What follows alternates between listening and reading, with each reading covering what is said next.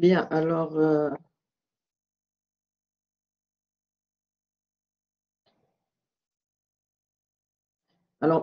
maintenant que vous avez vu donc l'étape avant-projet,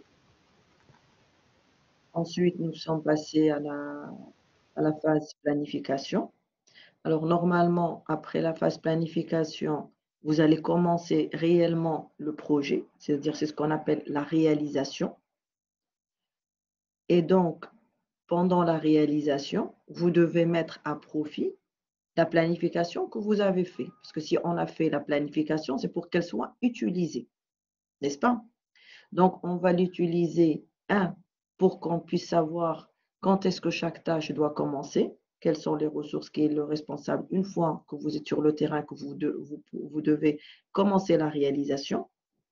Mais d'un autre côté, au fur et à mesure que vous avancez dans votre réalisation, il faut que vous arrêtez à des moments bien précis, c'est ce qu'on appelle les milestones, pour collecter des données et comparer les données que vous avez collectées sur le terrain par rapport aux données qui existent dans votre planification initiale. Et vous devez comparer pour voir est-ce que l'écart, il est normalement, c'est rare, il est de 0. Et à ce moment-là, vous êtes sur le bon chemin, vous êtes en train de vraiment de suivre la planification initiale à la lettre, ou bien vous avez des écarts, d'accord? Et à ce moment-là, donc là, les deux écarts que nous allons voir, c'est par rapport à l'écart délai et l'écart par rapport au budget. Mais on peut imaginer d'autres indicateurs, comme par exemple les indicateurs de qualité. Par exemple, quand on est en train de construire. Donc, par exemple, il n'y a pas que le coût qui est important ou l'écart de délai, mais aussi la qualité de ce qui est en train de se construire. Mais nous, on va se focaliser sur ces deux écarts.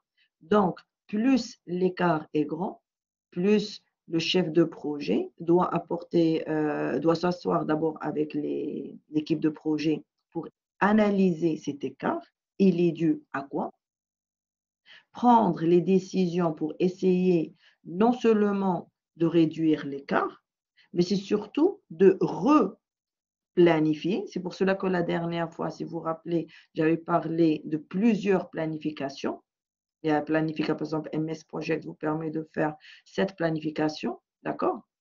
Donc, il y a la planification initiale, une, deux, etc. La planification initiale, c'est avec laquelle on commence. Donc, quand on trouve des écarts, donc je me répète, donc on va faire l'analyse des données pour voir à quoi est dû cet écart. Et l'idée, c'est ne pas de s'arrêter à ce niveau-là, mais prendre les décisions. Qu'est-ce qu'il faut faire pour rectifier le tir dans ce qui reste? Alors, déjà, cette décision, elle n'est pas prise que par le chef de projet, on va le voir. Je suis juste en train de vous dresser un peu tout le tableau, mais ensuite, on va y aller étape par étape. D'accord? Donc, la décision, en réalité, ça dépend de l'écart. Donc, si l'écart est minime et le chef de projet pense qu'il peut le rectifier sans pour autant impacter ni le budget final ni le temps, donc c'est une décision qu'il va prendre juste avec les membres de l'équipe. Mais n'empêche qu'il va insérer tous ces écarts-là au niveau de l'outil qu'il utilise pour faire le suivi. Quand c'est des écarts qui sont importants, ce n'est pas à lui de décider. Et là, en quelque sorte, c'est comme si vous faites le raisonnement par rapport au fameux triangle dont on a parlé. Et à ce moment-là, il faut prendre des décisions. Qu'est-ce qu'on va faire? Pour respecter le temps, on va investir, ou bien on n'a pas d'argent et à ce moment-là, on va dépasser notre temps, ou là, on va changer peut-être les spécifications, etc.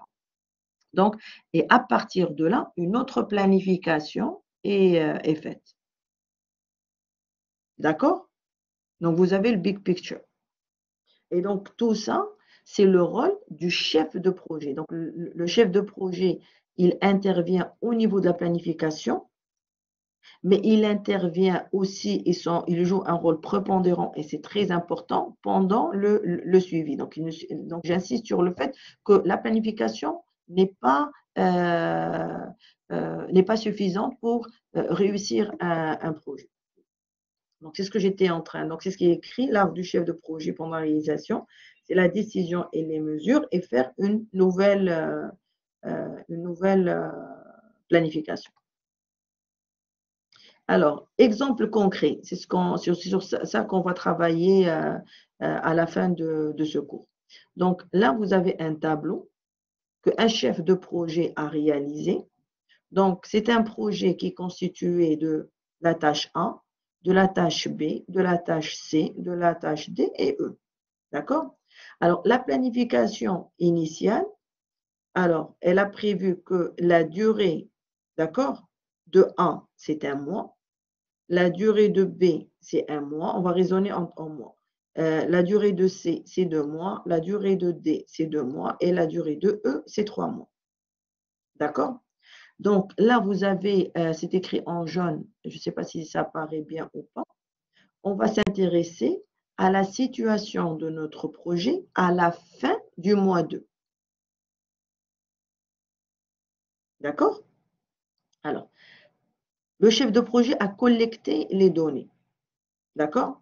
Donc, à la fin du mois 2, alors, pour la tâche 1, 100% a été réalisé. Pour la tâche B, 100% a été réalisé et donc ils ont terminé. Alors, la tâche C, 50%. La tâche D et E, ils n'ont pas commencé du tout. D'accord? Alors, maintenant, on s'intéresse au budget. Alors, le budget qui a été prévu initialement pour 1, donc c'est 1000, admettons que c'est 1000 dirhams. B, c'est 2000 dirhams. C, c'est 1500. D, c'est 2000 et E, c'est 1000. Alors, toujours à la fin du mois 2, parce que notre milestone, c'est à la fin du mois 2. Donc, le coût réel, c'est ce qui a été réellement dépensé pour la tâche A, c'est 1500. Pour la tâche B, c'est 2200. Et pour la tâche C, c'est 800. De toute manière, elle n'est pas encore terminée. Pour le D et le E, étant donné qu'ils n'ont pas commencé, donc on n'a pas encore dépensé de l'argent réellement. On n'a que ce qui a été budgétisé. Alors, pour les dates prévues toujours à la fin du mois 2, d'accord? A a été réalisé en un mois. B, c'est 2 mois. C, c'est un mois. Et le D et le E, c'est 2 mois, 2 mois. D'accord?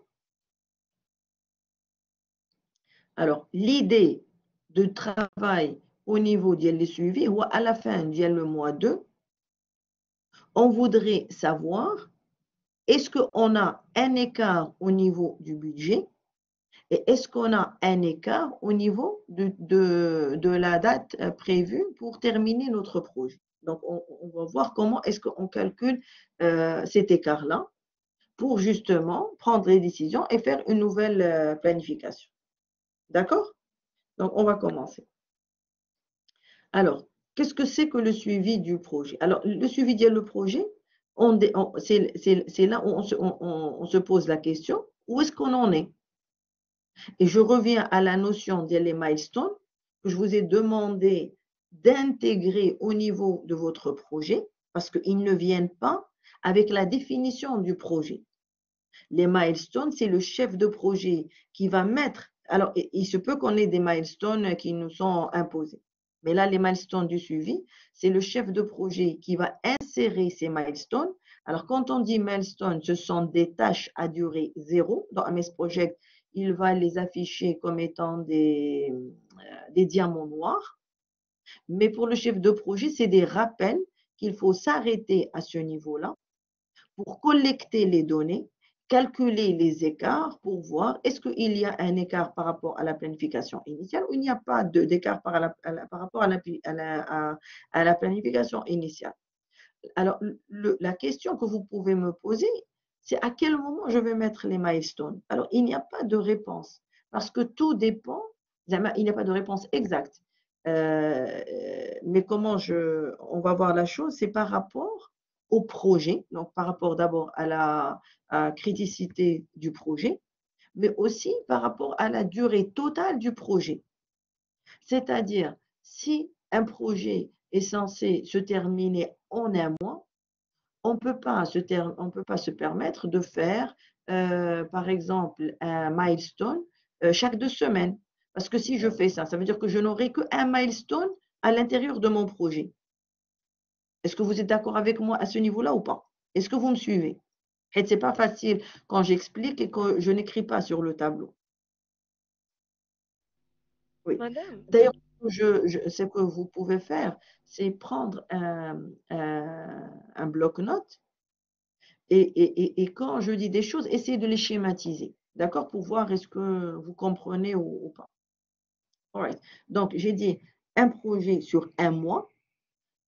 Vous allez mettre le milestone au bout de 2 semaines. Donc, qu'est-ce que ça veut dire? Ça veut dire que vous n'avez qu'un seul milestone.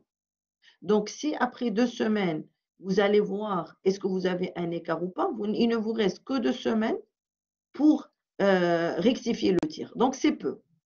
Donc, le chef de projet, il peut mettre des milestones à la fin de chaque semaine. Alors, s'il fait à la fin de chaque semaine, donc ça lui fait 3 milestones.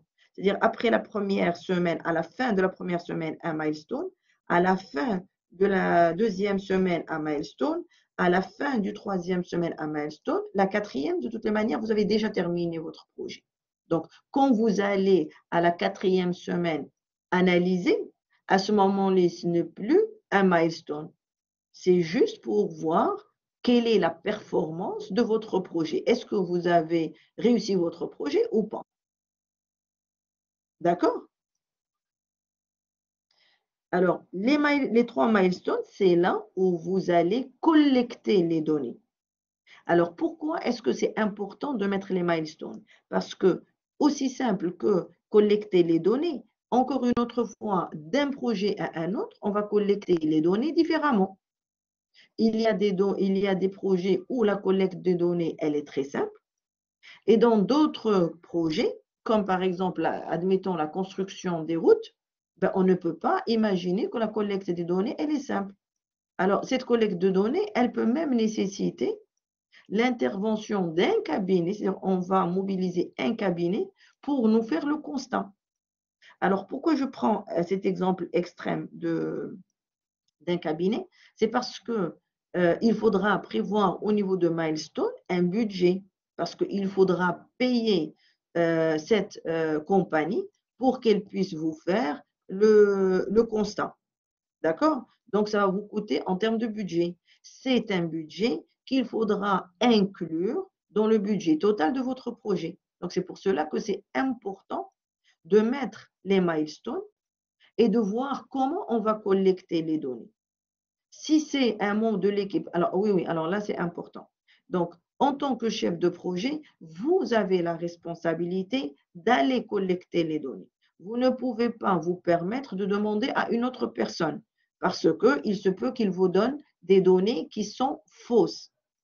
À ce moment-là, quand le projet ne va pas réussir, ils ne connaissent pas les membres de l'équipe. Vous ne pouvez pas vous permettre de dire c'est telle personne qui m'a donné des fausses données. Vous êtes en charge.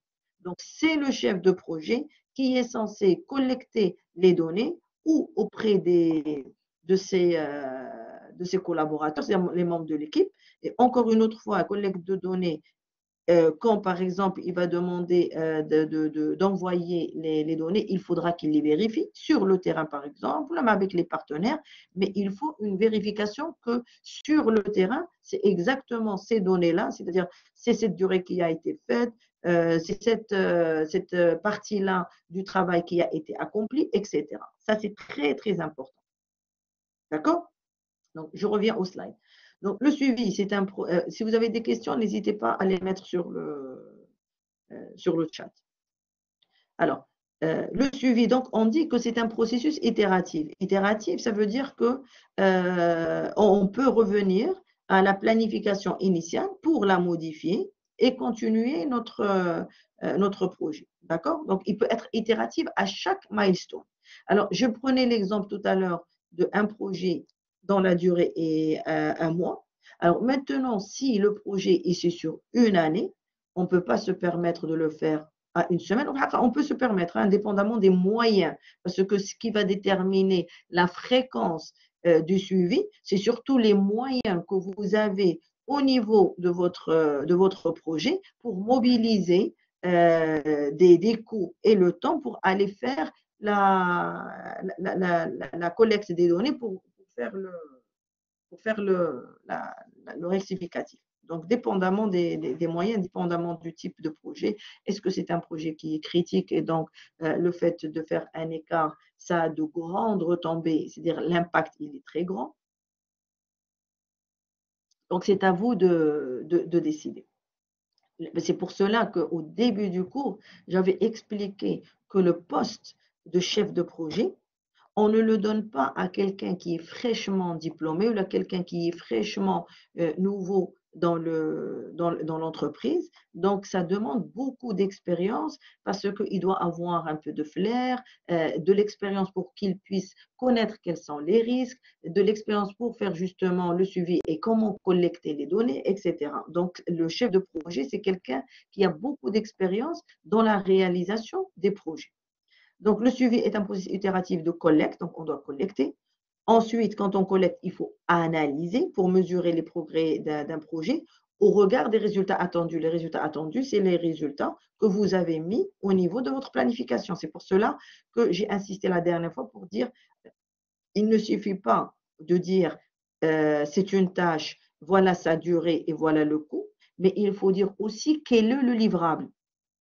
C'est à partir du livrable que vous pouvez faire, vous pouvez décider est-ce que la tâche est terminée ou pas. Ce n'est pas parce que la tâche a une durée d'une semaine et qu'une semaine a été réalisée que vous allez dire que le livrable de la tâche est réalisé.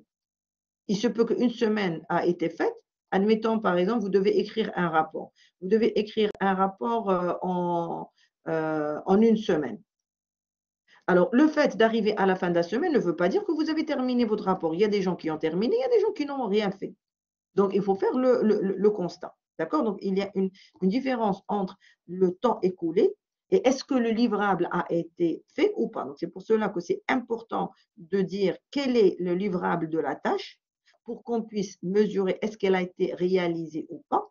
Et même ce livrable-là, normalement, on a non seulement le responsable, mais comment on le valide. C'est-à-dire, est-ce que c'est ça le livrable qui a été fait? Je reviens à l'exemple du rapport. Après, le rapport consiste, pareil, je dis du n'importe quoi, le rapport consiste par exemple en une étude terrain, en une étude théorique et une étude terrain. Admettons que c'est votre projet de fin d'études. Donc, vous devez faire une revue de littérature, mais vous devez faire un questionnaire, etc. Donc, admettons que c'est un travail qui doit être fait en une semaine. Je sais que c'est irréalisable en une semaine, mais admettons.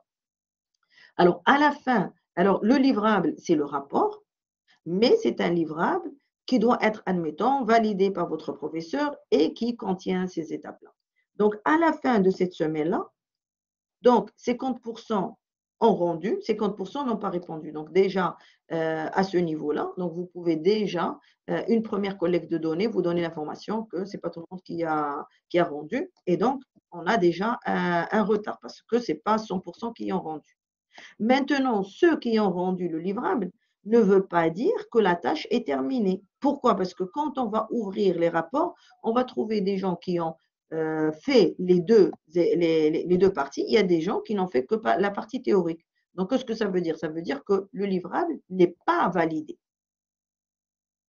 Est-ce que vous me suivez par rapport le fait que la tâche est terminée et que donc le livrable il peut correspondre à ce qui a été prévu comme il ne peut pas correspondre. Donc, d'où la nécessité d'avoir un processus de validation. Et quand on dit validation, ça dépend du livrable. Là, je donne l'exemple d'un rapport. Le livrable peut être, par exemple, peindre son salon. Et à ce moment-là, la vérification va être différente. Ça peut être planifié un programme de séminaire. Et là encore, la collecte des données elle est différente et le livrable est différent. La manière de le valider va être différente. Est-ce qu'on est d'accord? D'accord. Ok. Bien. Donc, il fournit au gestionnaire un retour d'information régulier, bon, qui peut aider à déterminer si l'avancement il est conforme à ce qu'on a programmé ou pas. D'accord? Donc, comment corriger? On va s'appuyer sur les données du suivi, c'est-à-dire les données qui ont été collectées, on analyse, on identifie pourquoi. Alors, toujours, on revient à la question de le pourquoi. Pourquoi on a eu cet écart? Parce que si vous n'identifiez pas le pourquoi, vous ne pouvez pas proposer les actions correctives et surtout les actions adéquates, mais chez les collectifs. All right. Donc, c'est le schéma que je vous avais demandé d'avoir dans votre le mind dialcom. Quel est là, je fais le focus à suivi contrôle, mais ça vous donne le schéma global, les étapes. Alors, maintenant, euh, d'une, mais comment je vais dire ça? C'est-à-dire, la dernière fois, on avait parlé du PMI, on a parlé du prince. Alors, si on voit par exemple les cycles du PMI, vous n'allez pas trouver les cycles parce que vraiment, ça, c'est des cycles simplistes pour comprendre la réalisation, quelles sont les étapes clés de la gestion de projet. Maintenant, si vous allez ouvrir par exemple le PMI ou la prince, vous allez trouver un cycle qui est beaucoup plus détaillé. D'accord? Mais on fait le focus en général. C'est pour cela que nous, on suit Waizoki. D'accord? Il explique les étapes du projet en général. Vous allez prendre, par exemple, la gestion de projet en agile. Le cycle de vie du projet va être différent. Bien. On va se focaliser sur un cycle de vie qui est un peu simpliste. Donc, l'avant-projet, c'est ce que vous avez réalisé en pensant quelle est la problématique et vous avez fait votre note de cadrage. C'est le livrable à l'avant-projet. Et c'est là où on décide est-ce que le projet est faisable, est-ce qu'on a le clé de projet, est-ce qu'on le fait ou pas. Donc, une fois que c'est décidé, on commence la planification. Le output de la planification, donc le input, c'est la note de cadrage.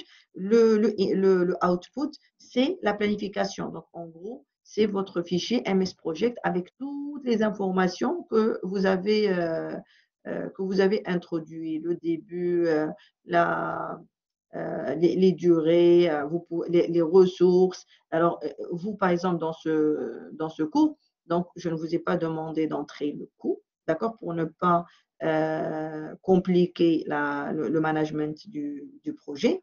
Je ne vous ai pas demandé d'introduire, alors non seulement les coûts du projet, mais les coûts, par exemple, qui sont liés, les risques. Là, au début, vous allez évaluer le risque. Si vous décidez qu'il y a des risques, par exemple, alors le risque, par exemple, je prends l'exemple de l'organisation de la remise des diplômes. Alors, si on se dit, par exemple, je pense que la remise des diplômes, c'est prévu pour le 15 janvier. Alors, alors normalement, admettons qu'ils ont décidé de le faire en plein air. Ils ont fait leur budget. Mais si on décide de prendre en compte le risque, le risque par exemple, que ça pleut, donc à ce moment-là, qu'est-ce que ça veut dire? Ça veut dire qu'on va prévoir une action. Quelle est cette action? C'est prévoir par exemple un chapiteau. Et donc, le chapiteau, on ne va pas l'utiliser, mais c'est une manière de prévoir le risque. Alors, le fait de prévoir le chapiteau, ça veut dire qu'il y a des responsables par rapport à ça. Il y a une entreprise, par exemple, des ventes qui va venir nous installer ça. Et à ce moment-là, ces coûts qui sont liés à cette action, justement, je ne dirais pas corrective. La corrective, ça veut dire qu'elle va être réalisée, mais c'est une action préventive. Alors, tout ce coût-là, ben, on va le rentrer au niveau de la planification, le coût, même si on ne va pas utiliser le chapiteau. Mais c'est parce que j'ai décidé par prévention d'inclure ce. Pourquoi? Parce que quand j'ai fait la matrice de risque, j'ai trouvé que la probabilité, elle est moyenne, elle peut être petite, mais son impact, il est grand. Est-ce que vous me suivez? On peut décider qu'on ne va pas le prendre en compte. Et donc, s'il pleut, on va le faire dans l'amphi. À ce moment-là, on n'a pas de coût. Sauf qu'en termes de qualité, ça va être moindre. Pourquoi? Parce que l'amphi, il est petit, la gestion va être difficile, etc. Ce sont des choix. On peut décider que ça va être l'amphi. Pourquoi? Parce que je n'ai pas le budget. Et à ce moment-là, je préfère euh, perdre en qualité. Mais si je préfère, c'est imposé étant donné que je n'ai pas le budget. Donc, ce sont comment dire, ce sont des décisions à prendre collégialement avec l'administration, avec l'équipe du projet, etc., pour décider est-ce que c'est un risque à prendre ou pas.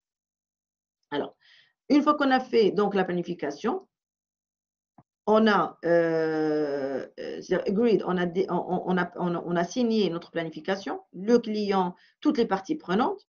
Le chef de projet, à ce moment-là, il commence la réalisation basée sur la planification que tout le monde a signée et tout le monde a approuvé. Donc, au fur et à mesure qu'on fait la réalisation, à ce moment-là, on va faire le suivi et le contrôle. Alors, pour les grands projets, j'ai oublié de vous dire que pour les grands projets, la partie suivi et contrôle, elle est faite par un tiers, c'est-à-dire par une autre personne qui peut ne pas être, qui ne peut ne pas faire partie de l'équipe projet, quand c'est des projets qui sont importants. Donc, suivi et contrôle, c'est là où on a un feedback sur les délais, le budget, mais aussi les objectifs. Quand je vous dis, quand la qualité, elle est très, très importante. Alors, pourquoi est-ce que c'est relié à la planification? Est-ce que quelqu'un peut me répondre? Vous pouvez cliquer sur le bonhomme et une personne me répond. Pourquoi est-ce que la maîtrise, c'est-à-dire le suivi et le contrôle, pourquoi il y a une flèche à la planification?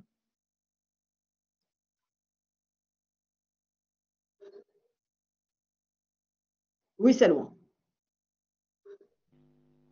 C'est Madame, parce loin. que c'est un moment, en fait, on doit comparer ce qu'on a réalisé avec ce qu'on a planifié initialement.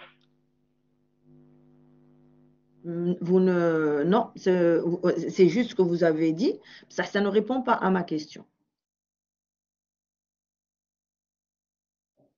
Attendez, je vais voir qui a. Pourquoi est-ce que je ne vois pas qui demande la parole? Voilà. Madame, parce que, madame, vous m'entendez? Oui, oui, oui, très bien. Madame, parce que Allez-y. généralement, lorsqu'on est vers le suivi et le contrôle, et si on veut aller vers des actions correctrices, on peut aller vers la planification et corriger le plan qu'on a mis. Bravo, exact. Donc, Selwa, la première partie de ta réponse, elle est correcte, mais il fallait terminer. C'est parce que quand il s'agit de prendre des actions correctives, ben, il faudra retoucher la planification initiale, il faudra la corriger, il faudra corriger ce que vous avez planifié. Et donc, ça va donner naissance à une autre planification que vous allez par exemple appeler 1, si c'est la première itérative. On termine la réalisation, etc., jusqu'à la clôture. Ok. Donc, une bonne planification donc, n'est pas suffisante. C'est-à-dire que quand vous allez planifier commencer la réalisation, ce n'est pas suffisant. Donc, il faut s'assurer que le projet se déroule comme ce que prévu.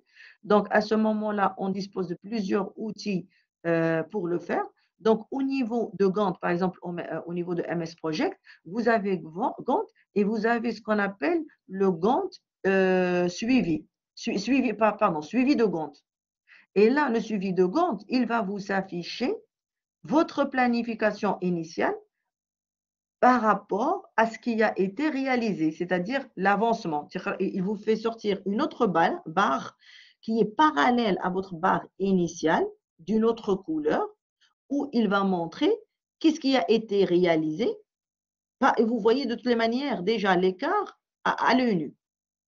Bien sûr, pour qu'il vous donne ça, ça veut dire que vous allez entrer les informations par rapport à l'avancement. D'ailleurs, quand vous étiez en train d'insérer les tâches, vous aviez un petit cadran qui s'appelle pourcentage d'avancement. Et là, vous allez entrer le pourcentage. Est-ce que 50% a été réalisé? Est-ce que c'est 80? Est-ce que c'est 2%? Etc. D'accord? Alors, qu'est-ce que je voulais dire? Oui.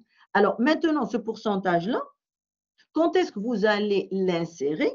C'est au moment où vous êtes arrivé au jalon de suivi de contrôle. Donc, je ne vais pas le faire n'importe quand. C'est au moment où je suis arrivé à mon jalon que je vais m'arrêter, que je vais collecter l'information. Et ces données-là que j'ai collectées sur le terrain, il faudra que je les insère au niveau de MS Project, au niveau de n'importe quel outil que vous utilisez. Et là, je vais entrer tous les avancements. Alors, si vous vous rappelez le tableau que je vous ai montré, ces données-là qui apparaissent, ce sont les données que je vais insérer à la fin du mois 2, parce que j'ai mon jalon à la fin du deuxième mois. Et ces données-là qui ont été collectées sur le terrain, c'est ce que je vais insérer au niveau du pourcentage avancement. Mais vous avez aussi le pourcentage au niveau du budget. Donc, tout dépend de toutes les informations. Il se peut que, par exemple, quand on réalise un séminaire, le temps, pour nous, il est beaucoup plus important que le budget. Si le budget, par exemple, il est fixe ou là, il n'a pas d'impact. Alors, vous avez le calendrier, vous avez le budget. Alors, le budget, vous avez des courbes, mais vous avez aussi, il faut entrer les informations.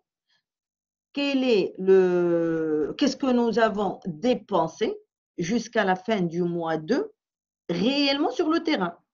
Et là, je vais le comparer par rapport à ce qui a été budgétisé, ce qui a été planifié au début.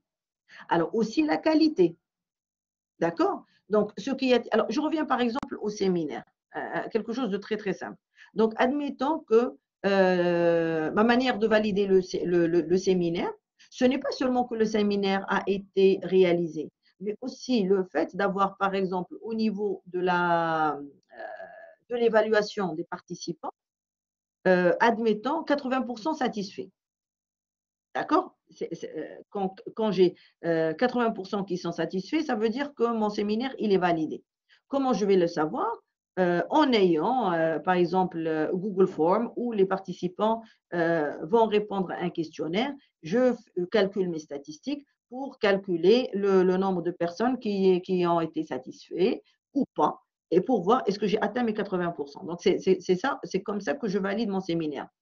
Donc, ça, c'est en termes de qualité. Donc, au niveau calendrier, je vais avoir le pourcentage, c'est 0. Pardon, c'est du 100%. Et donc, l'écart, il est de 0. Donc, il a été fait. Mon budget, ce que j'ai payé, par exemple, comment dire, ce que j'ai dépensé pour payer l'animateur, ce que j'ai payé, par exemple, au niveau des pauses, ce que j'ai payé au niveau d'allocation de la salle, il est respecté. De toutes les manières, donc, c'est ce que j'avais prévu initialement, c'est ce que j'ai dépensé réellement pour ces activités-là. Sauf que, arrivé à la qualité, quand j'ai calculé le pourcentage à partir des formulaires que les participants ont remplis, j'ai trouvé par exemple que juste 50% sont satisfaits. Qu'est-ce que j'ai dit? 30%. Pardon. 30% sont satisfaits. Donc, qu'est-ce que ça veut dire? Ça veut dire au niveau qualité, ce n'est pas atteint. Donc, j'ai un problème. Et donc, là, il reste encore des séminaires. Là, c'est tout un programme. Donc, est-ce que je décide de refaire le séminaire parce que je n'ai que 30%, parce qu'il n'a pas été validé, c'est-à-dire le livrable finalement, je ne dis pas que la tâche est terminée parce que je n'ai pas atteint les 40%. Donc, est-ce que je fais ça? Est-ce que l'action corrective, ce n'est pas préventif, arrivé sur le terrain, voilà ce que j'ai fait, ce que j'ai trouvé. Donc, est-ce que je vais prévoir un autre séminaire en changeant peut-être parce que dépendamment, là, il faut que j'analyse le pourquoi. Donc, est-ce que c'est le support? Est-ce que peut-être le sujet ne les intéresse pas? Et donc là, je prévois un autre séminaire pour essayer de corriger. Ou est-ce qu'on va décider, non, on n'a pas de budget, on va laisser comme ça, mais maintenant, en termes de qualité finale, ce n'est pas les spécifications initiales. Donc, je n'ai pas atteint ma qualité. Donc, ce sont des décisions à prendre. Alors, où on va faire le feedback. Alors, le feedback, comme ce que je vous ai dit la dernière fois, quand je vous ai demandé de faire des indicateurs, ça peut être un questionnaire où on a le feedback. Ça peut être une réunion avec les gens pour voir. Par exemple, là, je reprends le séminaire. Donc, au lieu que ce soit un questionnaire, je vais juste faire une réunion et m'asseoir avec les participants et discuter pour voir. Donc, ça, c'est juste un feedback. All right. Donc, L'essentiel, c'est qu'à la fin, on a une nouvelle planification. Donc, il faut que le suivi soit flexible pour savoir adapter la planification. Il faut que ça soit fluide pour réadapter, d'accord? Réadapter parce qu'on ne va pas garder la planification, c'est-à-dire la ligne initiale. Alors, la démarche, donc je fais le constat. Donc, vous ne voyez pas, n'est-ce pas, mon curseur? Ça, je pense qu'on peut faire un curseur. Tac, tac, tac, tac. Est-ce qu'il est le curseur? Donc, alors, il me semble qu'on a un curseur dans Blackboard.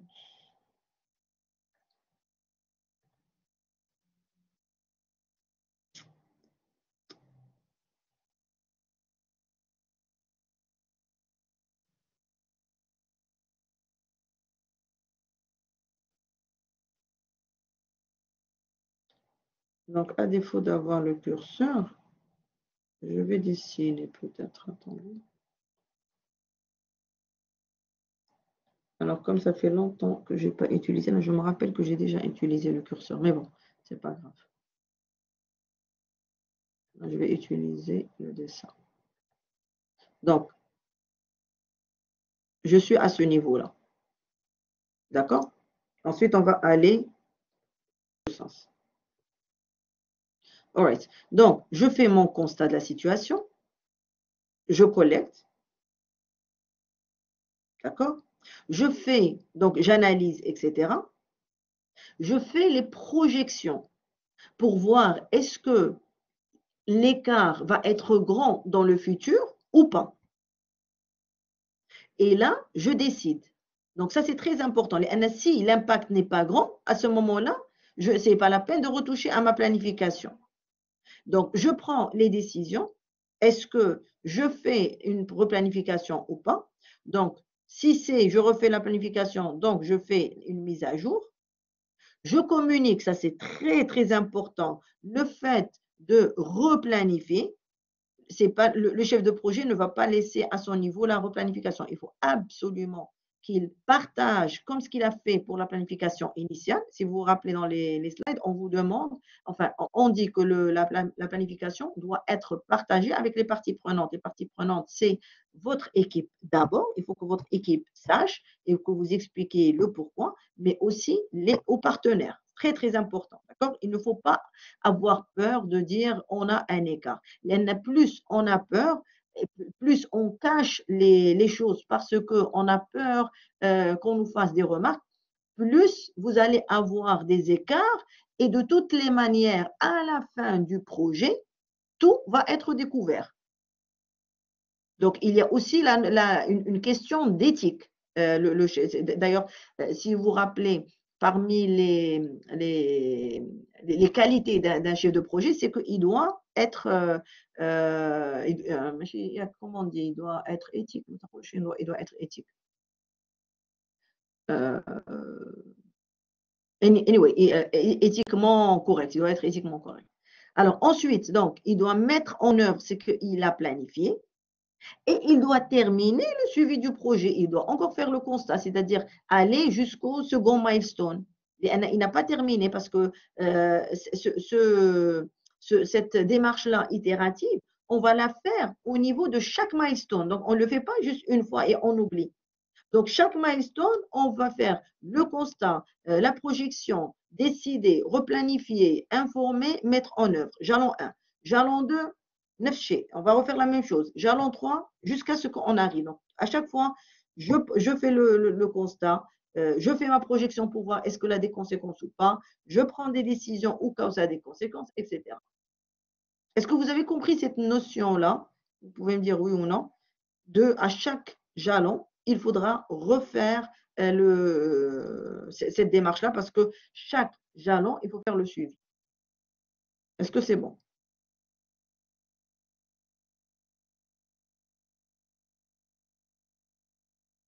Right. Est-ce que c'est bon? Je ne vois pas. Est-ce que vous êtes avec moi? Là, vous dormez. All right. Merci. J'aime bien de temps en temps interagissez pour que moi aussi je n'ai pas l'impression que je parle à un mur. Alors, le suivi de Gantt, c'est ça. Donc, si vous avez une version en anglais de votre MS Project, vous allez le trouver sous le nom Tracking Gantt Chart. En français, c'est je pense que ce n'est pas le Gantt de suivi, je pense que c'est le suivi de Gantt. Laissez-moi juste vérifier au niveau de mon MS Project. Affichage. Vous avez, exactement. Donc, ça ne s'appelle pas Gantt suivi, ça s'appelle suivi de Gantt. Donc, j'ai une bonne mémoire. Donc, tant mieux. Le suivi, voilà. All right. Et donc, là, vous voyez, je vais encore dessiner.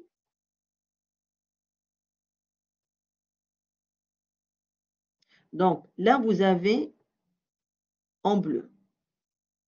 Alors, ce qui est en gris, c'est ce qui a été réalisé. D'accord? Et là, au niveau, le bleu, c'est que 100% a été réalisé, mais bien sûr, ils n'ont pas suivi c'est-à-dire ça, ils ont dépassé, mais au 10 mars, ils ont quand même terminé. 100% a été réalisé. All right. Alors, maintenant, au niveau de coulage des dalles, d'accord? Vous voyez le suivi de Gantt, il est en rouge. Pourquoi il est en rouge? Parce que ça fait partie du chemin critique. Donc, le chemin critique, il vous le fait en rouge. En bleu, c'est les tâches où vous avez une marche. D'accord? Donc, peut-être que ici, 100% a été réalisé. Donc, on ne connaît pas, je n'ai pas l'information ici visuelle, quelle est la marge, mais si la marge, elle est, je ne sais pas, le 3, le 10, donc ça veut dire elle est de 7 jours. Donc, il se peut que ici, je n'ai pas de problème. D'accord? Alors, au niveau de ces tâches-là, alors 75% a été réalisé et pourtant, j'étais censé terminer au niveau du 17 mars. Donc là, j'ai un problème. Est-ce que vous me suivez? Oui, madame. Alors maintenant, au niveau, d'accord. Alors maintenant, au niveau de cet exemple-là, je ne sais pas où est-ce qu'il est le jalon. Donc, je ne peux pas dire est-ce que quel est le jalon. Donc, je n'ai pas cette information-là. Mais ici, c'est juste pour vous montrer le suivi de Gantt. D'accord? Donc, je n'ai pas de diamant qui apparaît sur cette figure pour dire cet exemple-là. Cet avancement, il est fait maintenant le 31 mars. Je ne peux pas le dire parce que je n'ai pas de jalon. Mais ici, c'est juste pour vous montrer le suivi de vente. Bien. Alors là, Machine, ça se complique. Il faut juste que vous faites le suivi et c'est pour cela que je vous ai demandé d'avoir de quoi écrire pour mettre pour d'abord écrire ces indicateurs-là, mais en même temps, quand on écrit, on va se souvenir mieux. Et en même temps, quand j'y reviens et que dans une autre slide, vous avez que assez qui est écrit, vous savez à quoi il correspond. Donc, vous avez le actual cost. Alors, actual cost, on va y revenir plus en détail parce que c'est que la définition. Vous avez le earned value et vous avez le planned value. Alors, en français, vous avez le coût réel, la valeur acquise et la valeur prévue. Là, je travaille avec la version anglaise. D'accord? Donc, le actual cost, le earned value, le planned value. Alors, il se peut que vous trouviez dans des documentations ACEV-PV, où là, vous avez le ACWP ou la PCWP. C'est un acronyme. D'accord? Actual cost, je ne sais pas WP, ce que ça veut dire, j'ai oublié. All right. Je termine. Bien. Alors, le earned value, l'actual cost, c'est quoi? C'est le coût réel des travaux effectués et il représente le cumul de ce qui a été dépensé sur le projet. Alors, pourquoi? Je vous explique. Il y a quelques deux petites choses qu'il faudra comprendre. C'est que je calcule le actual cost de la tâche I et je calcule le actual cost jusqu'au jalon spécifique. Donc, je calcule les deux. La même chose pour le earned value, c'est la même chose que pour le planned value. Alors, je reviens au fait que, je prends l'exemple de tout à l'heure, le tableau que je vous ai montré au tout début du cours. À la fin du mois 2, alors, je peux calculer le actual cost de toutes les tâches A, B, C, D, E, E, et je vais calculer le actual cost à la fin du mois 2. Est-ce que vous me suivez?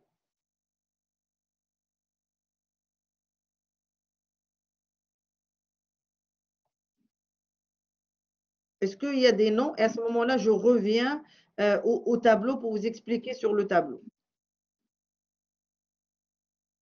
Répétez. Alors, je vais revenir au tableau initial. C'est dommage parce que je ne peux pas écrire sur le tableau. Bien. Alors, je reviens à ce tableau-là. Je suis en train de calculer, on va calculer le earned value et tous les indicateurs à la fin du mois 2. Sachant que, alors je vais vous poser une question pour vous aider à mieux comprendre. Ce projet-là, d'accord? Il est censé se terminer à quelle date? En termes de mois. Alors, supposons que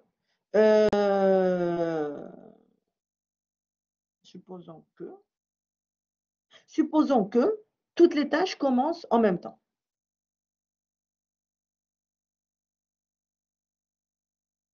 Écrivez-moi vos réponses.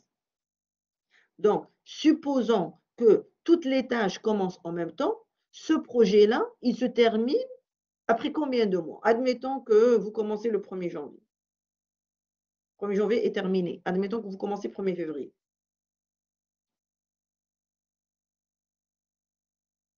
Utilisez votre calepin pour dessiner.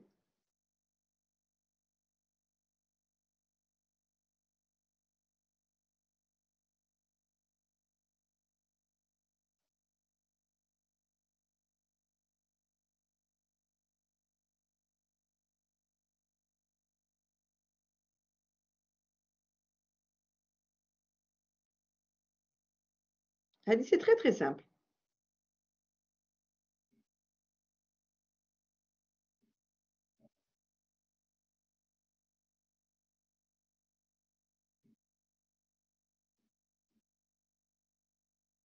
Alors, je vous donne des informations et non, aucun de vous n'a donné la bonne réponse. Alors, regardez les durées de chaque tâche. D'accord? Donc, admettons que toutes les tâches A, B, C, D, E commencent en même temps. Je n'ai pas mis de précédence. Je n'ai pas mis que A, c'est après B ou C, c'est après E, etc. Vous n'avez pas de précédence. Et là, toutes les tâches vont commencer en même temps. Donc, quand est-ce que tout, n'oubliez pas que je dis que le mois se termine. Ne regardez pas la deuxième colonne. Et la deuxième colonne, c'est à la fin du mois 2. Focalisez-vous sur la première. Là, on a commencé. Quand est-ce qu'il est censé se terminer?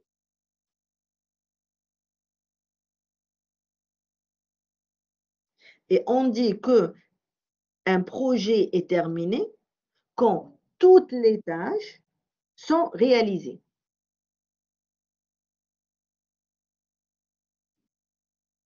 Absolument. C'est 3 mois. C'est la tâche la plus longue. Bravo. All right. Donc, je reviens ma deuxième question. Donc, à la fin du mois 2, j'ai un jalon. Moi, j'ai une question en fait. J'étais en train de vous expliquer actual cost. D'accord? Donc, à la fin du mois 2, il y a des tâches qui ont été réalisées. Il y a des tâches qui n'ont pas été réalisées. On a des tâches dont à peine 50% a été réalisé. Et là, vous l'avez à la fin la dernière colonne. Donc, je peux calculer le actual cost de 1 Je peux calculer le actual cost de B, je peux calculer de C, de D et de E. D, E n'ont pas de façon de commencer. Mais aussi, le plus important, c'est de calculer le actual cost de tout ce que j'ai dépensé jusqu'au mois 2, et donc des tâches qui ont été réalisées. Et ça va être la somme de toutes les tâches qui ont été réalisées. Est-ce que c'est clair?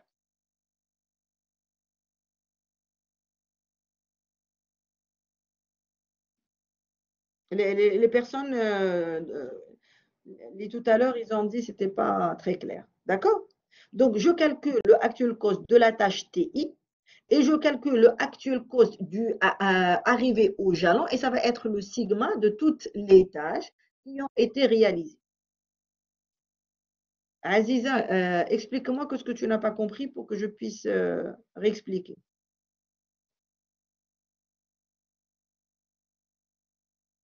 Aziza,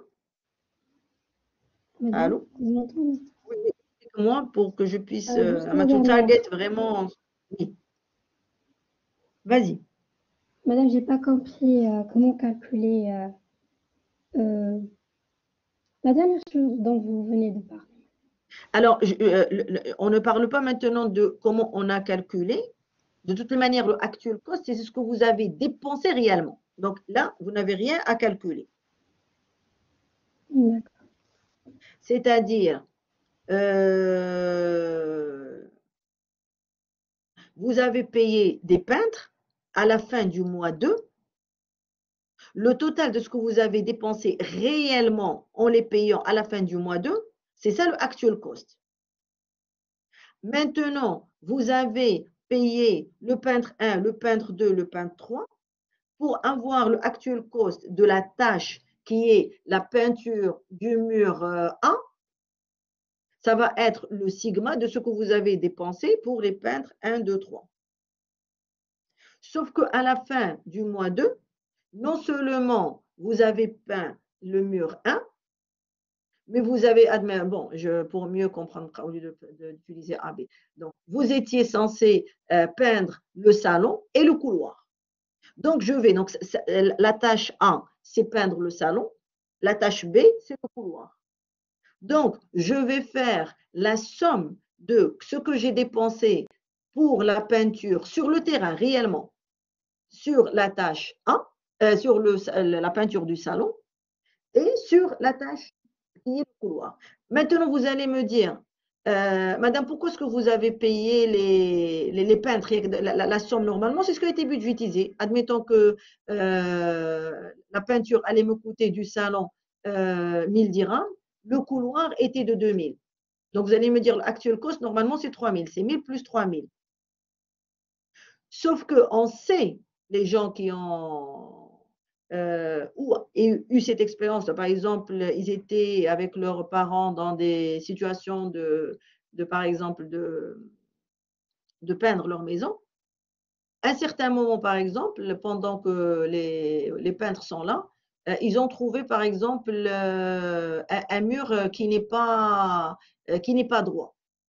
Et donc là, il va vous proposer, Rani, je vais mettre un peu plus de ciment, je vais utiliser telle matière pour avoir réellement le mur droit. Et vous, vous allez lui dire, OK, d'accord. Donc, faites-là, effectivement, le mur n'est pas droit. Donc, à la fin, il va vous demander, au lieu de vous demander 1000 dirhams, il va vous demander 1500 dirhams. Pourquoi? Parce que c'est par rapport à, un, l'effort, parce que peut-être qu'il a fait plus d'efforts, deux, par rapport au matériel qu'il a acheté. Et donc, ce que vous avez dépensé réellement, ce n'est pas ce que vous avez prévu initialement. Maintenant, ne vous souciez pas de l'écart. Je vous demandais comprendre ce que le actual cost, c'est ce que vous avez dépensé réellement sur le terrain. Et pour comprendre que ça peut être différent de ce que vous avez prévu. Pourquoi? Parce qu'il y a des aléas. Aziza, est-ce que vous avez compris la notion?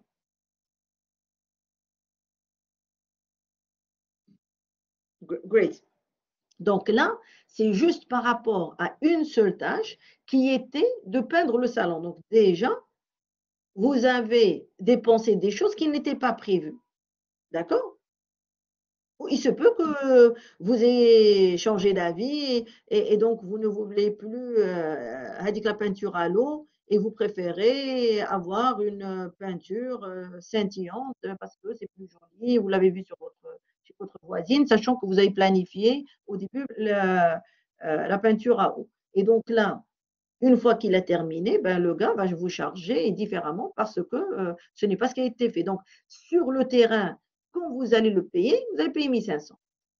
Mais maintenant, à la fin du mois 2, je dois calculer non seulement la tâche, mais je dois calculer aussi ce que j'ai dépensé jusqu'au mois 2. Et je n'ai pas encore terminé la maison. Il me reste la salle de bain, il me reste la cuisine, etc. Donc là, pour l'instant, je ne fais que le couloir. Alors, je vais aller maintenant pour le couloir. On a respecté on a respecté enfin, oublions, est-ce que j'ai respecté? Donc, quand je vois mes factures, je vois qu'effectivement, j'ai payé le peintre 1000 dirhams. Maintenant, quand je veux voir qu'est-ce que j'ai dépensé jusqu'à maintenant, ben, je vais calculer, je vais mettre 1500 dirhams, ce que j'ai payé pour mon salon, plus 1000 dirhams pour le couloir. Donc, ce que j'ai à la fin du mois de ce que j'ai réellement payé, c'est 1500 plus 1000, c'est 2500. Donc, c'est ça le actual cost, ce que j'ai dépensé réellement sur le terrain. Donc, j'oublie ce qui a été prévu. Être prévu, c'est quand je veux le calculer, il suffit que je vois ma planification. Il faut que je rentre dans MS Project et je vois que ce que j'ai planifié au début. Donc, je retourne là où on était. C'est juste pour vous expliquer qu'effectivement, le actuel peut être différent, dépendamment des projets. Alors, ensuite, vous avez le Earned Value. C'est alors le Earned Value. Alors, ça, c'est très, très important. Alors,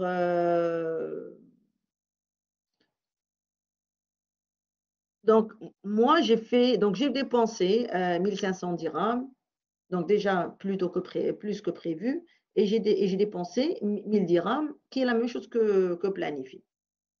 D'accord? Maintenant, moi, je suis professeur, je ne comprends pas la qualité de ce qu'il a fait, n'est-ce pas? Pour moi, je vois un mur, je ne vois pas tous les défauts, etc.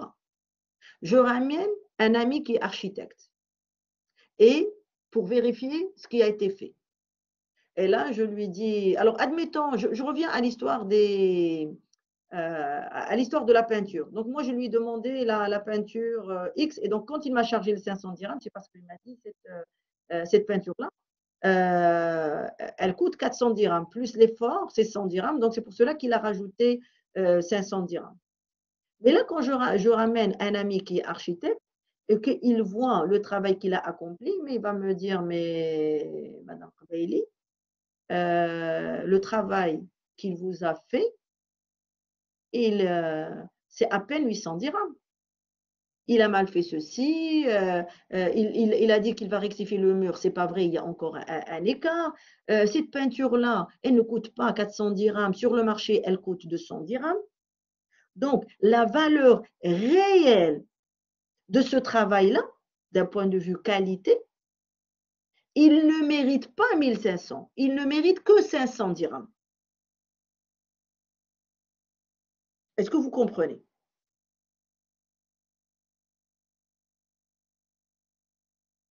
Allô? Great. C'est comme si aussi l'histoire du cours, du séminaire. Donc le séminaire, je le valide à 80%. Quand le gars, quand le feedback des gens était à 30%, donc ce que j'ai dépensé, c'était, admettons, 3000 dirhams jour. Mais en réalité, étant donné que c'est juste 20% qui était, 30% qui était satisfait, donc c'est un coût réellement, vu la qualité, ben, il doit coûter, allez, 1500 dirhams. Donc, c'est ça, combien ça vaut le travail qui a été effectué sur le terrain. Donc, ce n'est pas bien que j'ai dépensé X, mais la qualité de ce qui a été fait, ça ne coûte que 1500. Donc, c'est ça le earned value, la valeur acquise. Donc, c'est pour cela qu'on aura des écarts. Alors, ensuite, on a le planned value. Ben, le planned value, c'est tout simplement ce qui a été planifié. Donc là, vous revenez à la planification initiale et vous allez calculer votre planned value. Alors, je vais un tout petit peu compliquer. Alors, quand la tâche est censée se terminer à la fin du mois et que ma planned value, c'était 1000 dirhams. Or, moi, mon jalon, c'est-à-dire là où je fais le suivi, c'est au bout de 2 semaines. Quelle est la planned value à votre avis?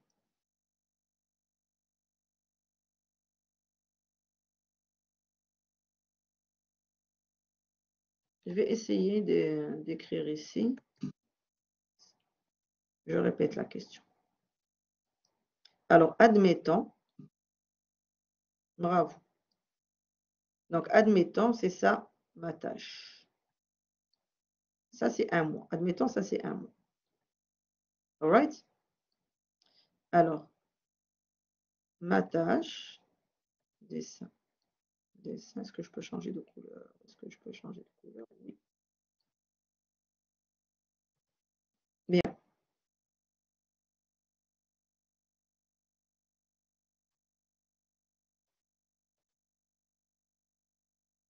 Je dessine très mal.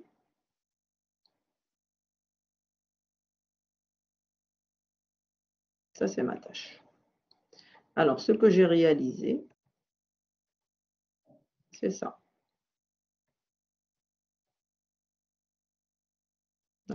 J'essaie d'arriver à 50%. D'accord? 50% de ma tâche. Alors, admettons maintenant.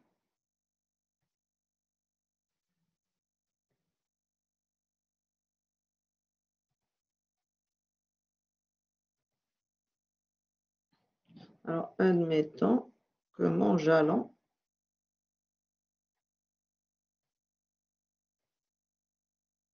right. Alors, ça, c'est mon jalon. Donc, ma tâche, elle est en vert. Donc, quand j'ai fait ma planification, c'est ça. Mais arrivé au jalon qui est en noir, j'ai à peine réalisé ce qui est en rouge. Or, ce que j'ai planifié,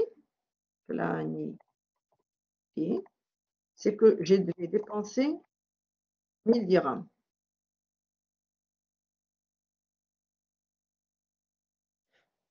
OK? Ce que j'ai planifié. Donc, arrivé au point noir, c'est-à-dire au milieu, je suis au milieu, pardon, au jalon qui est noir, la question que je vous ai posée, c'est combien, c'est quoi le budget qui a été planifié? Je ne suis pas encore arrivé à la fin de ma tâche. Je ne suis pas encore arrivé, si vous regardez le verre, je ne suis pas encore arrivé. Si je vous ai posé la question, une seconde, j'espère que je ne vous ai pas trop mélangé. Hein. Donc, admettons, je vais dessiner un autre jalon. Admettons que je suis arrivé ici, le deuxième. La réponse, elle est simple. Parce que le planifié, ça va être 1000 dirhams. Parce que je suis arrivé à la fin de la tâche, n'est-ce pas? Mais puisque je suis dans ce jalon-là, le premier, et donc la tâche n'est pas terminée, juste la moitié, donc comme a écrit Zineb, c'est 50% de la tâche qui a été réalisée. Donc si je veux calculer le planifié, ben ça va être 50% de ce qui a été planifié. Donc c'est 500 dirhams. Est-ce que tout le monde est d'accord avec moi? Je suis d'accord. Est-ce que vous avez compris? Great. Alors, tout ce qu'on va faire, il faut vraiment le refaire à tête reposée pour mieux le comprendre. Et du premier coup, effectivement, ce n'est pas très simple d'acquérir. En plus, là, on utilise des projets qui sont vraiment très simples. Les exemples A, B, C, D, avec en termes de mois, etc. Pour un vrai projet, ça va être un peu plus compliqué à comprendre. C'est pour cela que je n'utilise pas comme exemple un exemple compliqué, mais il faudra le comprendre sur un petit projet. Et vous allez faire la projection. L'essentiel, c'est que ces notions-là, vous les comprenez. Très important. Mais ce n'est pas important. Bien. All right. Alors, maintenant, pour calculer, l'idée, non seulement c'est de calculer ces trois variables pour toutes les tâches, mais en même temps, pour tout le projet arriver à un jalon X, mais il faut calculer le cumul. Donc, le cumul, c'est ce que j'étais en train d'expliquer depuis tout à l'heure, ça va être le sigma de tous les indicateurs de la tâche, c'est-à-dire, je vais calculer le earned value du projet à l'instant T, ben, ça va être le sigma des earned value de toutes les tâches qui ont été réalisées. De toutes les manières, ceux qui n'ont pas été réalisés, ça va être 0% qui multiplie ce qui a été planifié, ben, de toute façon, c'est 0. Ou là, de ce qui a été dépensé, ça va être 0. Donc, c'est pour cela que je vais calculer le earned value de ce qui a été réalisé jusqu'à maintenant. Je ne m'occupe pas de ce qui n'a pas encore été réalisé, à part si dans le planifié, ça n'a pas, de toute façon, même s'il n'a pas été, en termes de délai, oui, ça va avoir un impact, mais en termes de coût, ça va avoir un impact. Et quand je vais calculer le temps, il va me dire qu'il y a un écart, mais au niveau du coût, non. All right. Maintenant, ce qui est important, pour être capable de faire le calcul des estimations, ben, il faudra ou vous allez décider, je commence par le deuxième point, c'est-à-dire par tranche. Donc, ou bien la tâche, vous allez la diviser en 25, 50, 75, 100%. Comme ça, quand vous allez arriver à un jalon, vous êtes capable de déterminer si vous êtes à 25 ou 50 ou 75. Et là, j'ouvre une parenthèse et je reviens pourquoi la dernière fois, j'ai insisté énormément sur les critères de Waizoki. Alors, vous vous rappelez, un des critères de Waizoki, c'est écrit le statut. Qu'est-ce que ça veut dire le statut? Ça veut dire qu'à n'importe quel moment, vous devriez être capable de dire est-ce que j'ai réalisé 25%? Est-ce que j'ai réalisé 50%? Est-ce que j'ai réalisé 100%? Comme vous pouvez avoir d'autres indicateurs d'avancement. Donc, c'est pour cela que c'est très important de prendre en compte les critères de Waizoki quand vous êtes en train d'identifier la tâche. Identifier la tâche n'est pas suffisant. Dites-vous que plus tard, vous devez la contrôler.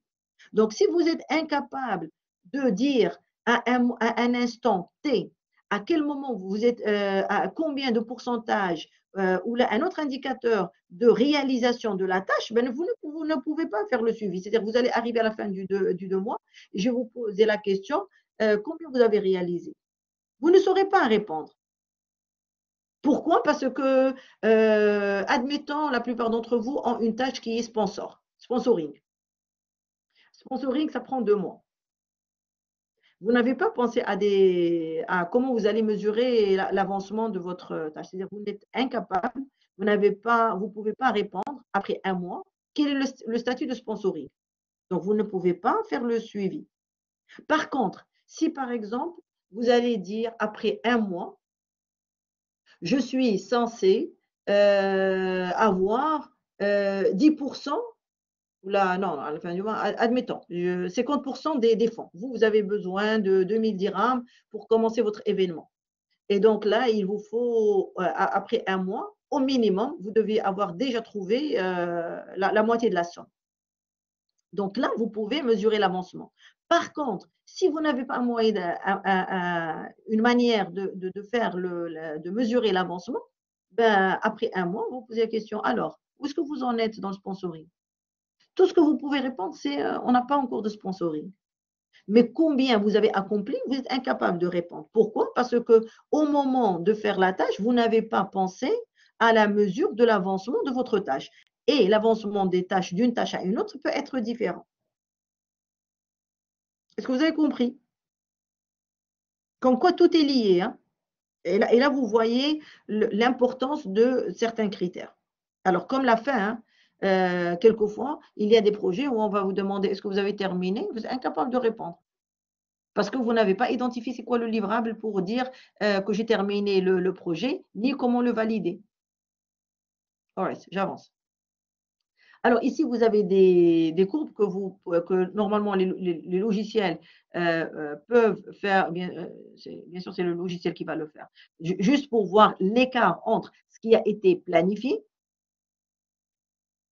ce qui a été réellement dépensé et le travail qui a été réalisé, combien ça coûte réellement. C'est en quelque sorte, la personne, elle a été finalement malhonnête, elle a fait le travail, mais ce n'est pas la qualité. Donc, vous allez ramener un expert pour vous demander combien vaut ce travail-là. C'est ça le earned value. All right?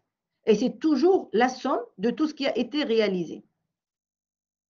Alors, maintenant, l'idée, c'est de calculer les délais, pardon, la variance, c'est-à-dire l'écart. Donc, on a deux types d'écarts. Donc, vous avez ou la variance, ou vous avez un index. Donc, la variance, c'est schedule variance, variance des délais, ou bien le schedule performance index.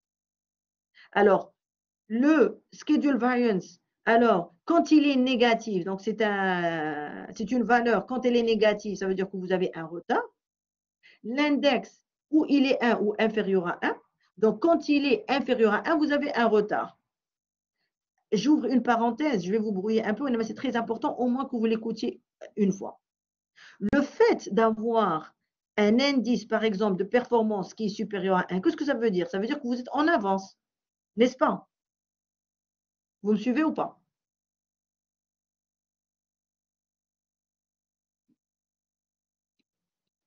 Great. Alors, ouvrez grand les oreilles.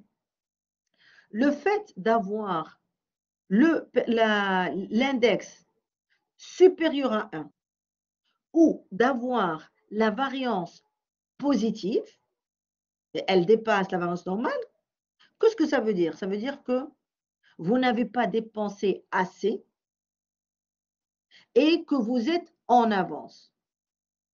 Ce n'est pas un bon signe. D'accord? Enfin, ce n'est pas toujours un bon signe. Alors, si vous êtes en avance, peut-être qu'il y a des choses que vous n'avez pas faites, ou là, vous n'avez pas faites correctement.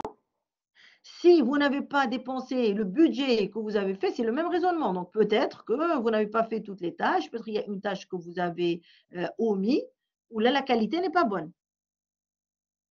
Donc, il y a beaucoup d'analyses à faire. C'est pour cela que si vous revenez au cycle de suivi, il ne suffit pas de calculer et de prendre la décision directement, est-ce qu'on est en retard? Il faut toujours se poser la question du pourquoi. Pourquoi je suis en retard et je rectifie? Pourquoi je suis en avance et je rectifie? Pourquoi j'ai dépensé moins et je dois trouver les réponses? Et c'est là où l'expérience est importante et de parler avec les différentes parties prenantes du projet pour décider pourquoi je n'ai pas dépensé autant ou là pourquoi est-ce que j'ai dépassé mon budget. Donc, vous avez cette partie-là d'analyse. À partir de là, you make decisions. D'accord? C'est très, très important cette partie d'analyse. Donc, les chiffres sont là pour nous aiguillonner, mais maintenant, il faut faire quand même l'analyse. Donc là, c'est la même chose. Donc, juste, on vous montre sur la courbe comment est matérialisé, comment est schématisé la variance et le performance index. Bien. Alors, maintenant, est-ce que vous avez un cours après? Est-ce qu'on peut se permettre de prendre un peu plus de temps? Il ne nous reste que cet exercice-là. Madame, sinon, oui. Oui, on a... Vous avez un cours. Oui. Oui, de base de données. Parce que je ne veux pas vous donner la solution, vous n'allez rien comprendre. Dans ce cas, ce qu'on va faire, vous allez essayer de faire cet exercice-là. D'accord? Et je vais vous mettre la solution sur Blackboard. Donc, je vais essayer parce que la slide 18, si vous voyez, c'est la solution. Donc, ce que je vais essayer, c'est d'enlever cette slide-là de du contenu pédagogique et je vais vous le mettre Comme ça, vous avez toutes les informations. Et ensuite, je vais vous mettre la solution. Allez dans 3 à 4 jours. Mais essayez de le faire. L'idée, quand je vous donne la solution, vous n'allez pas trouver, vous n'allez pas comprendre où est-ce que vous avez fait l'erreur. Vous n'allez pas vraiment comprendre la signification de chaque, de chaque variable. Donc ça, c'est entre vous et votre conscience, d'accord? Donc vous pouvez voir la solution, ne pas faire l'exercice, et là vous attendez la solution, mais vous n'allez rien comprendre. Par contre, si vous essayez de vous casser un tout petit peu la tête et d'essayer vraiment de trouver, même si c'est faux, mais au moins écrivez votre méthodologie, écrivez comment vous avez calculé le tout. D'accord? Donc, ce qu'on vous demande, c'est calculer les indices de performance des coûts et les indices de délai. D'accord? Alors, très important, à la fin du mois 2. D'accord? Et s'il vous plaît, n'utilisez pas MS Project parce qu'il va vous calculer le tout, mais là, vous n'allez pas comprendre comment il a calculé. Or, moi, ce qui m'intéresse, c'est le processus de calcul. D'accord? Jihan, Selwa, Zineb, all right. Oui, Bien, madame. alors je vous dis à très bientôt. Donc, à moins, oui, donc la fin donc, de notre semestre est terminée. Donc, tout ce qu'on a vu sera inclus dans l'examen. On ne sait pas encore l'examen, est-ce que ça va être sur table ou à distance. Donc, dépendamment, est-ce que c'est à distance ou donc il faudra que on va changer de méthodologie. De toutes les manières, sur Blackboard, je vais toujours mettre les informations qui sont à jour. Aussi, si vous avez des questionnements, même si vous avez besoin d'avoir avec moi une séance supplémentaire, si ce n'est qu'une séance de questions-réponses, passez à travers votre délégué par mail et à ce moment-là, je ferai une séance pour G1 ou pour G2 ou pour G3. Si je vois qu'il y a de toute façon, par exemple, la semaine prochaine, vous n'avez aucun cours. Donc, on peut prévoir une séance questions-réponses, mais passez, s'il vous plaît, à travers votre délégué pour voir est-ce qu'on programme ou pas. D'accord? Madame, Madame, Oui. j'ai une question en fait par rapport au projet ou par rapport au rapport final du projet. En fait, on n'a pas compris. Je n'ai pas de données encore de données sur Blackboard, n'est-ce pas? Non, vous avez Je n'ai mis pas en fait créé de devoir. le rapport final, c'est-à-dire le contenu ou bien le plan. Vous avez votre examen. Quand est-ce que vous avez votre examen? Les examens philo. Est-ce qu'on vous a donné déjà des dates? C'est le 17. Oui, madame, la Hein? date prévue, c'est le 17. Le 17. C'est le 17. 17. La D'accord. semaine après sa semaine. D'accord. Donc, je vais vous donner jusqu'au. Alors, 17, c'est quoi? Alors, je vais vous donner avant. Vous ne savez pas pourquoi avant? C'est tout simplement parce que ça va vous permettre de réviser à votre examen. C'est tout simplement, c'est pour ça que je le donne avant. Mais si je le donne après, vous n'allez pas faire votre perte, vous n'allez pas faire les calculs des marges. Et donc, du coup, il n'y a aucun apprentissage. Donc, madame, si c'est le 17, donc je vous donne jusqu'au 15. D'accord? Madame, par madame, rapport aux indicateurs pour mesurer en fait les objectifs, on n'a pas compris quels sont ces indicateurs, ainsi que l'optimisation du projet. L'optimisation du projet, je pense, c'est ce qu'on a fait aujourd'hui. Alors, ce qu'on a. Attendez, je vais revenir là. Alors, ce qu'on a fait aujourd'hui, non, c'est le suivi.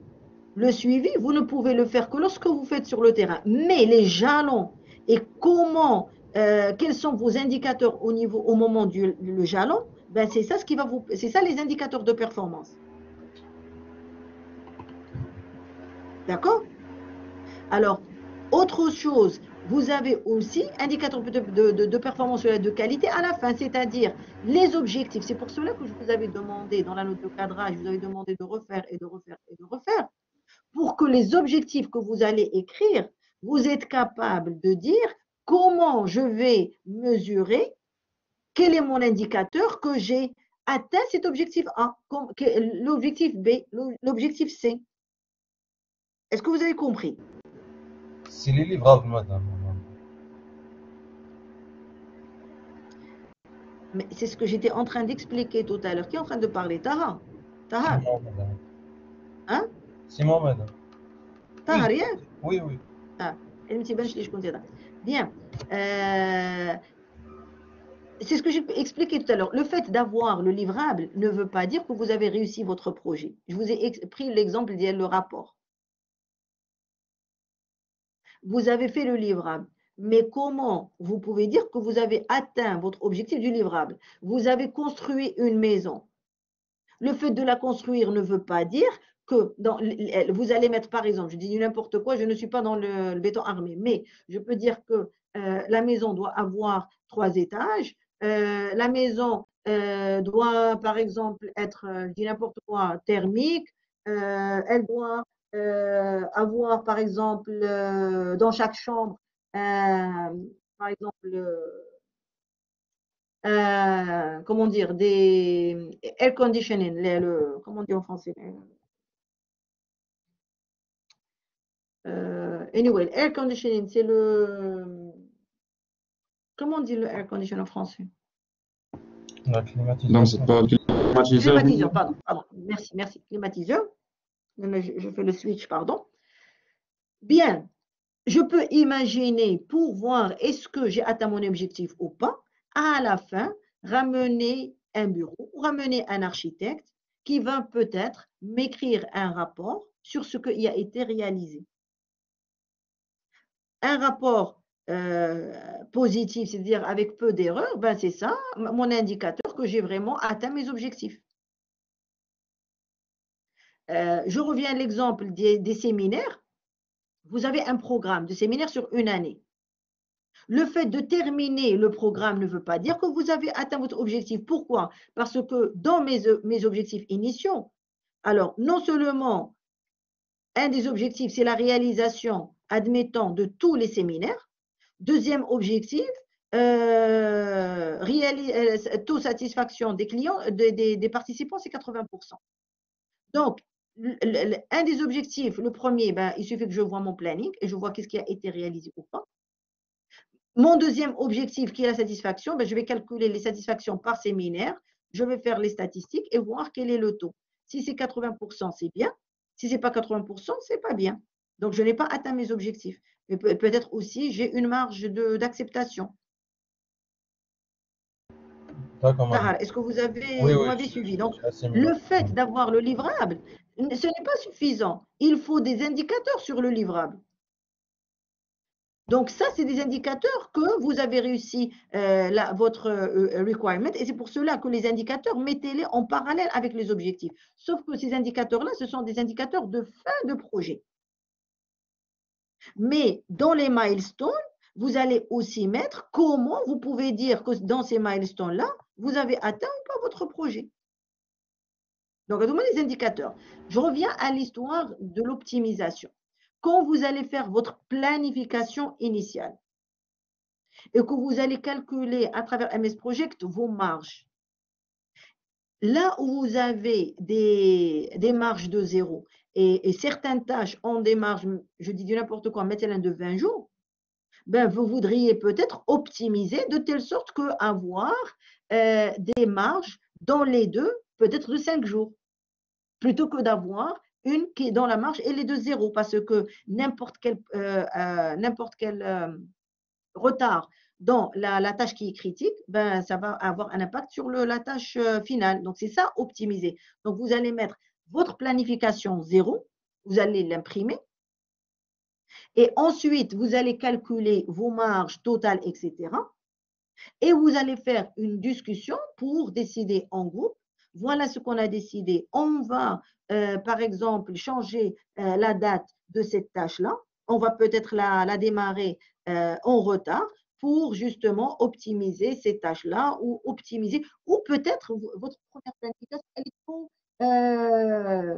genre réellement, vous pouvez le faire en un mois. Or, vous, quand vous avez fait votre planification, vous avez fait 3 mois. Vous allez dire, réellement, 3 mois, c'est beaucoup. Allez, bien, on va essayer de réduire les tâches. Parce que comparé à d'autres, c'est trop optimiste. Ou bien, ma date finale, ce qui est accepté, c'est 2 mois. Et donc, je vais optimiser.